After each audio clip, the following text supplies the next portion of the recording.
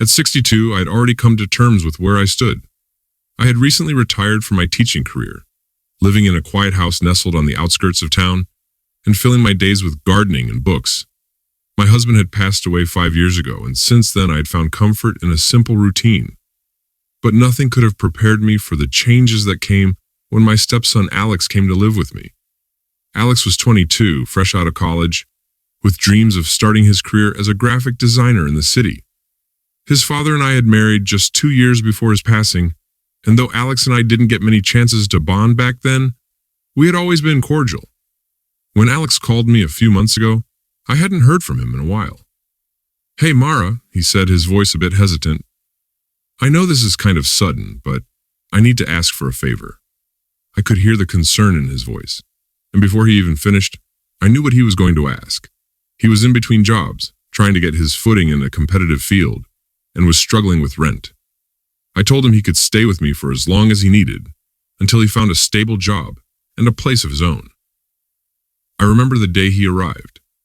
I had spent the morning cleaning up the guest room, making sure everything was just right.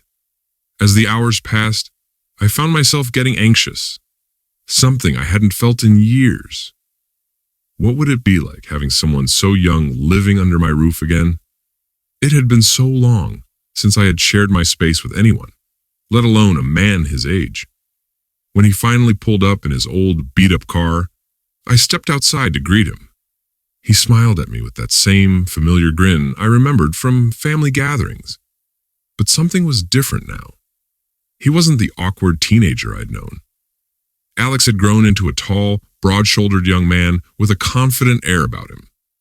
"Hey, Mara," he said, pulling me into a quick hug. "Welcome," I replied, feeling a bit out of place. "I hope the drive wasn't too bad." "Nah, it was fine. Thanks for letting me stay here." The first few days were uneventful. Alex spent most of his time in his room or out looking for jobs. I did my best to stay out of his way, not wanting to be the overbearing stepmother. But there was something different about the house with him in it. I noticed small things like the way he would smile at me from across the table, or how he would linger in the kitchen just a little longer than necessary, chatting with me about his day. It was nice to have someone around, I couldn't deny that. One night, a few weeks after he moved in, something unexpected happened. I had gone to bed early, the house quiet as usual. It was probably around midnight when I heard the soft creak of my bedroom door opening. I turned over, barely awake, and saw Alex standing in the doorway. "Alex?" I mumbled, confused. "Is everything all right?" He stepped into the room, his figure silhouetted against the dim light coming from the hallway. His face was hard to read in the shadows, but I could tell something was on his mind. I couldn't sleep," he said quietly, walking toward my bed. I sat up, rubbing my eyes. "Is something wrong?" He hesitated, then sat down on the edge of the bed. The mattress dipped slightly under his weight. "I don't know," he finally said. "I guess I've just been feeling a little lost." There was something in his voice that tugged at my heart. I had always seen Alex as a capable, self-assured young man, but in that moment, he seemed so vulnerable. Without thinking, I reached out and placed my hand on his arm, offering what little comfort I could. "You're going to be all right," I said softly. "It's just a rough patch. Everyone goes through it at some point." He looked at me then, his eyes searching mine, and for a moment, the air between us felt different, thicker. I don't know how else to describe it. I should have pulled away, should have said something to break the tension, but instead, I stayed still, my hand lingering on his arm. "Thanks, Mara," he said, his voice barely above a whisper. I nodded, unsure of what else to say. He stood up slowly, his eyes lingering on me for just a second longer before turning and heading back to his room. As the door clicked shut behind him, I lay back down, my heart racing in my chest. I didn't know what to make of the moment we had just shared. Was it just my imagination, or had something really changed between us? The next morning, everything was back to normal. Alex acted as if nothing had happened, chatting with me over breakfast about his job hunt and weekend plans. But I couldn't shake the feeling that something had shifted. I tried to push it out of my mind, telling myself that I was overthinking it, that I was just lonely and misreading the situation. But as the days went on, I couldn't deny that there was something there. It was in the way his hand would brush against mine when we passed in the hallway, the way he would look at me when he thought I wasn't paying attention. It was subtle but undeniable, and I found myself wondering, where would this lead? We sat there for a long moment, the weight of what had just happened settling in. The room was quiet, except for the faint hum of the TV, but inside my mind was racing. I had just crossed a line I never thought I'd even approach, but there was no going back now. Alex was still holding me, his hand resting gently on my waist, and I found myself leaning into him, feeling a strange sense of comfort and guilt all at once. "What now?" I finally whispered, more to myself than to him. He didn't answer right away.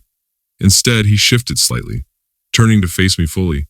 His eyes held a seriousness that made my heart race. "We take it one step at a time," he said quietly. "I don't want to rush anything. I care about you, Mara. More than I probably should." The honesty in his voice hit me hard. It was surreal hearing this from someone so much younger, from someone who was supposed to be a part of my past, not my future. But there it was, this undeniable connection that we both felt, but had no idea how to navigate. "I care about you too," I admitted, my voice trembling slightly.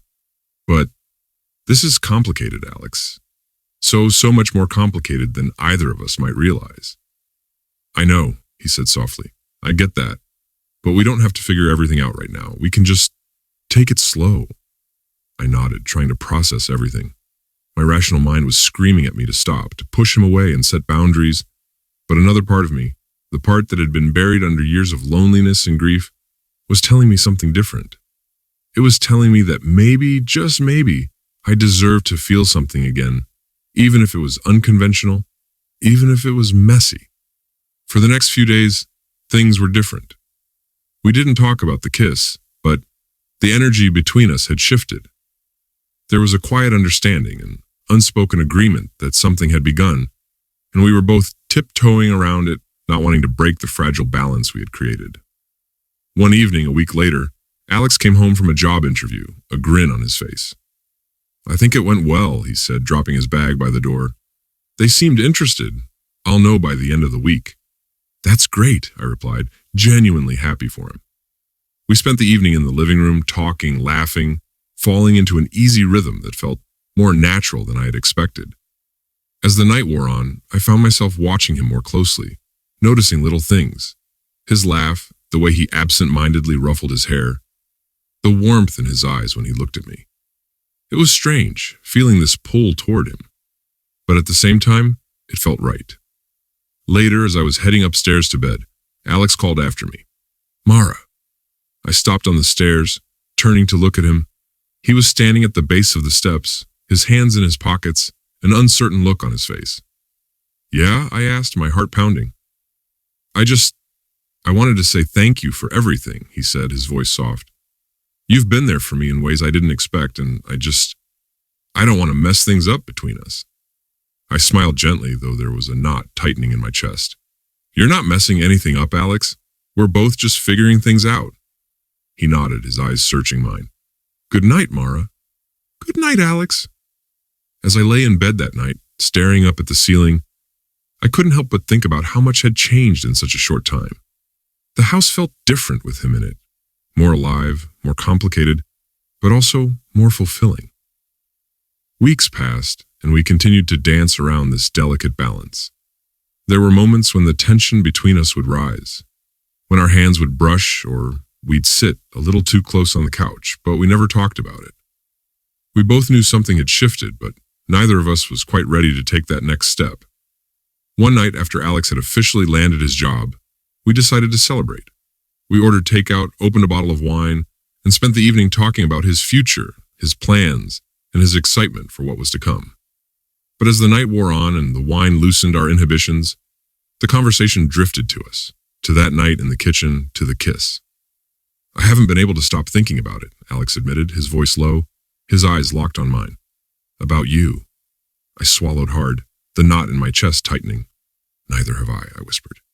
He reached out then, taking my hand in his thumb brushing softly against my skin. "I know this is complicated," he said quietly, "but I don't care. I just want to be with you." My heart was racing, my mind screaming at me to stop, to think about the consequences, but in that moment, all I could think about was him, about the way he made me feel alive again, about the connection we had that seemed to defy reason. I want that too, I finally admitted, my voice barely above a whisper. And with that, the last of my resistance crumbled. We leaned into each other, our lips meeting in a kiss, filled with all the longing, all the desire we had been holding back for so long. This time, there was no hesitation, no pulling away. That night, everything changed between us. We crossed a line that we both knew we couldn't uncross, but neither of us wanted to. It was messy, complicated, and completely unexpected, but it was also real. And in that moment, that was all that mattered. As we lay together, the weight of the world momentarily lifted. I realized that life doesn't always follow the rules. Sometimes it throws you into situations you never imagined, with people you never expected. And sometimes you just have to let yourself feel, even if it's complicated, even if it's not what you thought your life would look like. Because in the end, life is short, and maybe, just maybe, happiness doesn't always come in the way you think it will. Cheating Secrets, podcast like me.